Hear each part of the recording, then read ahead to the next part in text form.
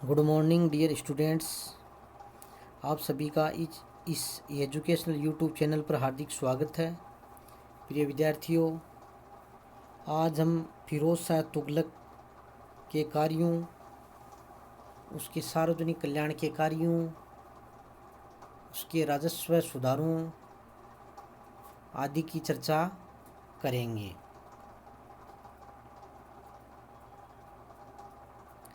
फिरोज़ तुगलक है वो 1351 ईस्वी में दिल्ली का सुल्तान बना था।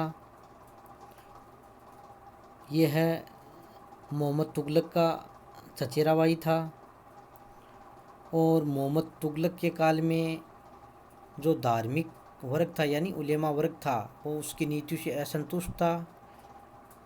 इसलिए उलेमा वर्ग ने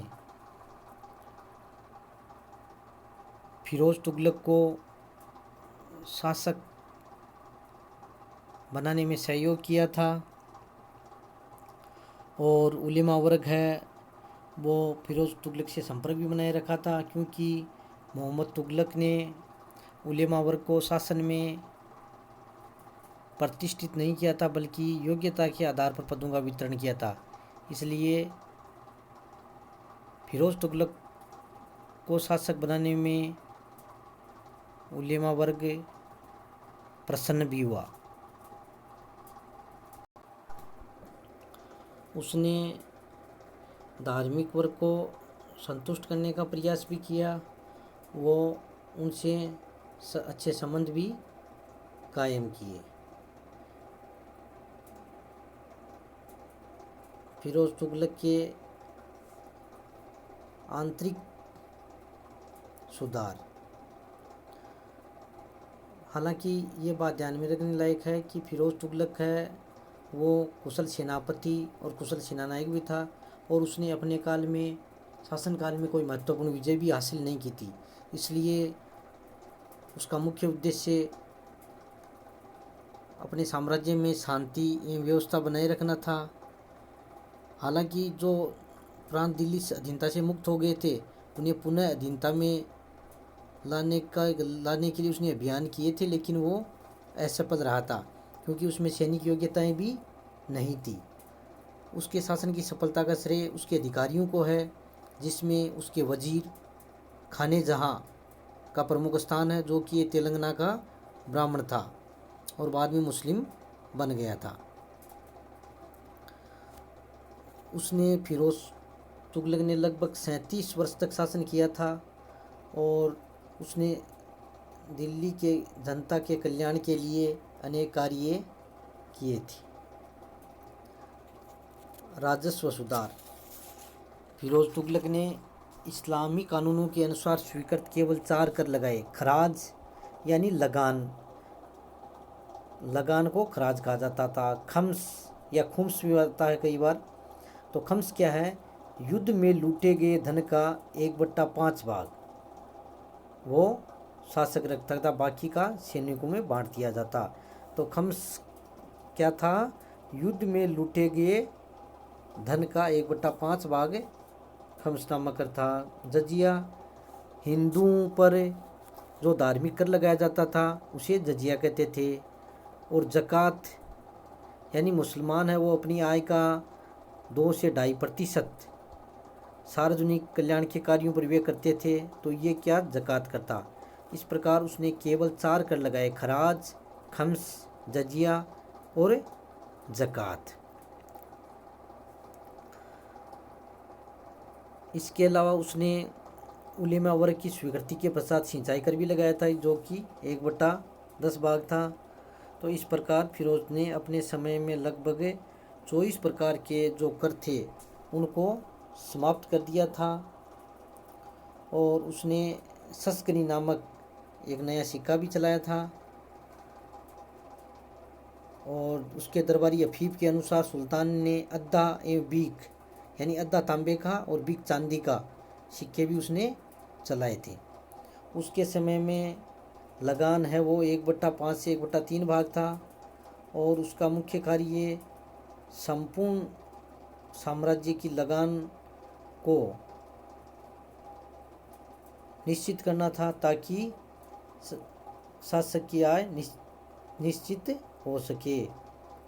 तो उसने अपने जो सूबे थे उसके लिए उसने ख्वाजा हिसामुद्दीन को नियुक्त किया और उसने सभी प्रांतों का दौरा करके और 6 वर्ष के परिश्रम के पश्चात खालसा भूमि से 6 करोड़ 85 लाख टंका का लगान निश्चित किया।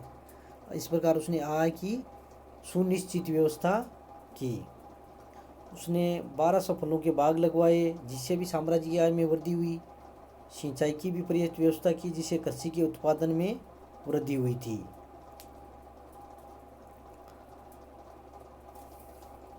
उसने कर्मचारियों के वेतन में भी वृद्धि की, उनके कार्य के बदले में जागीरें दी,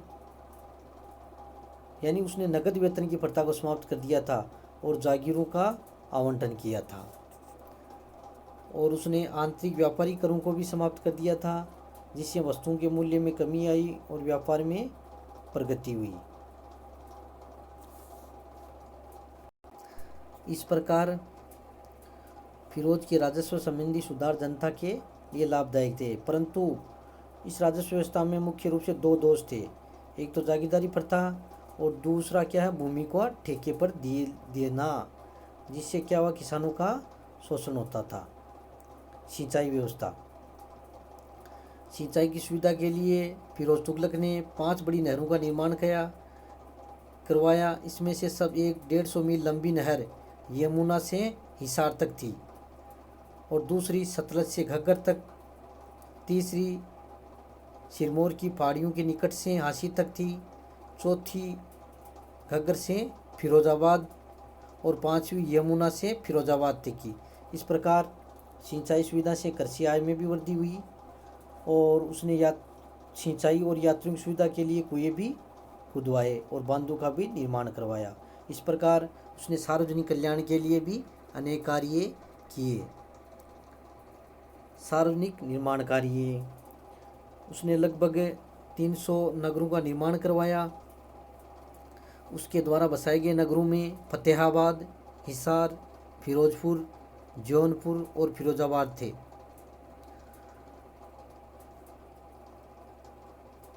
और उसने नवीन इमारतों की मरम्मत भी कराई और अनेक पुरानी ऐतिहासिक इमारतों की भी मरम्मत करवाई। उसने दिल्ली की जामा मस्जिद, कुतुब मीनार, शमसी तालाब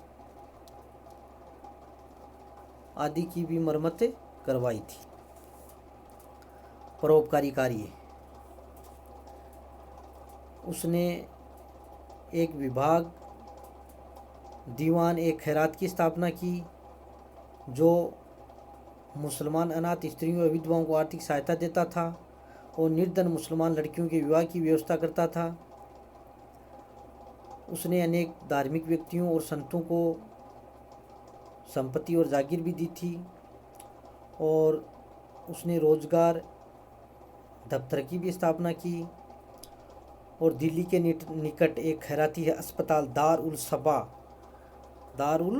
सपा की भी स्थापना की जिसमें जनसामान्य के लिए निःशुल्क चिकित्सा की जाती थी। इस प्रकार उसने जनता के कल्याण के लिए अनेक कार्य किए।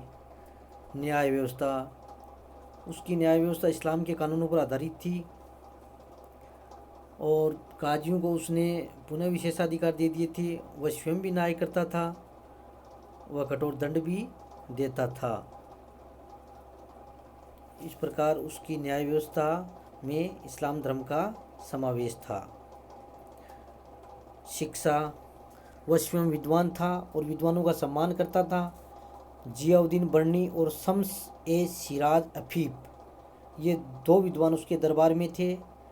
बर्नी ने, इम्पोर्टेंट है कि जियाउद्दीन बर्नी ने कौन कौन सी पुस्तकों की रचना की थी, तारीख ए फिरोज शाही और फतवा ए जहादरी। कई बार एग्जाम्स में, कंपटीशन एग्जाम्स में क्वेश्चन पूछे जाते हैं, इस जियाउद्दीन बर्नी द्वारा रचित 2 रचनाओं के नाम बताइए, तो तारीख ए फिरोज शाही और फतवा ए जहादारी।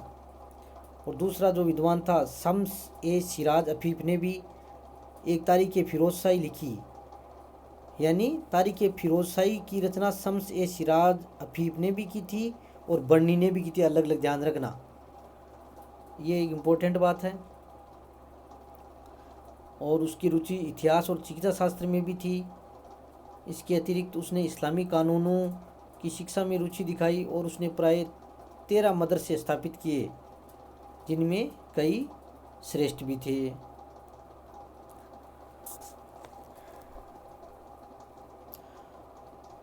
उसने एक जो संस्कृत में लिखा गया ग्रंथ था उसका फारसी भाषा में अनुवाद करवाया, उसका नाम था दलाइल फिरोज शाही था। इस प्रकार उसने अपने साम्राज्य में शिक्षा की समुचित व्यवस्था की, और परंतु यह शिक्षा की जो व्यवस्था की वो इस्लाम धर्म से प्रभावित थी। दास, उससे दासों का बहुत शौक था और उसके दासों की संख्या लगभग 1,80,000 के लगभग बताई जाती है। उसने दासों की देखभाल के लिए एक पृथक विभाग खोला था, दीवान ए बंदगान उसका नाम था, और इस प्रकार दासों से उसने अच्छा व्यवहार भी किया था। सैन्य संगठन, हालांकि सैनिक दृष्टि से उसने न तो कोई विशेष अभियान किया और न ही कोई विजय प्राप्त की। उसका सैनिक संगठन दुर्बल था। उसने सैनिक सेवा वंशानुगत कर दी थी। अधिकांश सैनिकों को जागीरों को वेतन दिया जाता था और सैनिक सेवा में कोई योग्यता का भी स्थान नहीं था। तो इस प्रकार से उसके समय में सैन्य संगठन में दुर्बलता व्याप्त थी। धार्मिक नीति, उसने अपने शासन में उलेमावर का परामर्श लिया और इस्लाम के कानूनों और उलेमावर को राज्य के शासन में प्रमुखता प्रदान की, और बहुसंख्यक हिंदू प्रजा के प्रति उसने असहिष्णुता की नीति अपनाई थी। इस प्रकार फिरोज की नीति है वो धर्मांधता और असहिष्णुता की रही थी। सुल्तान है वो शिया, सूफी, महदवियों आदि मुसलमान वर्गों के प्रति असहिष्णु था, क्योंकि वे कट्टर सुन्नी मत के समर्थक न थे। यानी सुल्तान वो कट्टर सुन्नी मत का समर्थक था और अपनी बहुसंख्यक हिंदू के प्रजा के प्रति भी अत्यधिक कठोर रहा था। इस प्रकार उसकी जो धार्मिक नीति वो साम्राज्य के उन्नति में सहायक नहीं बन सकी, बल्कि उसने इस्लाम के कानूनों और उलेमा वर्ग को ही अपने शासन में प्रमुख स्थान दिया था।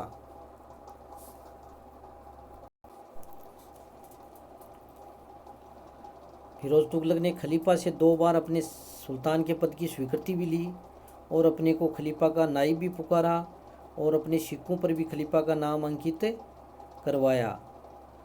इन सभी में उसका उद्देश्य कट्टर मुसलमानों और उलेमा वर्ग की सहानुभूति प्राप्त करना था, जिनके समर्थन से वह सुल्तान बना था।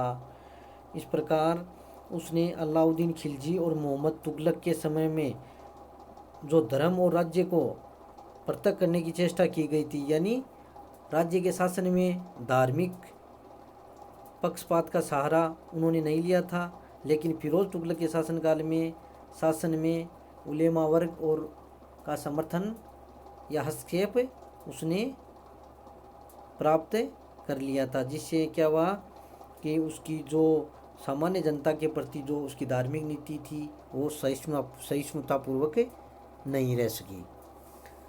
इस प्रकार ये क्वेश्चन कई बार एग्जाम्स में पूछा जाता है कि फिरोज तुगलक की धार्मिक नीति पर टिप्पणी लिखिए और फिरोज तुगलक के सार्वजनिक कल्याण के कार्यों का विवेचन कीजिए। इस दृष्टि से आपको ये क्वेश्चन तैयार करने हैं और ये आपको होम असाइनमेंट भी करना है। इसी के साथ साथ बहुत बहुत धन्यवाद।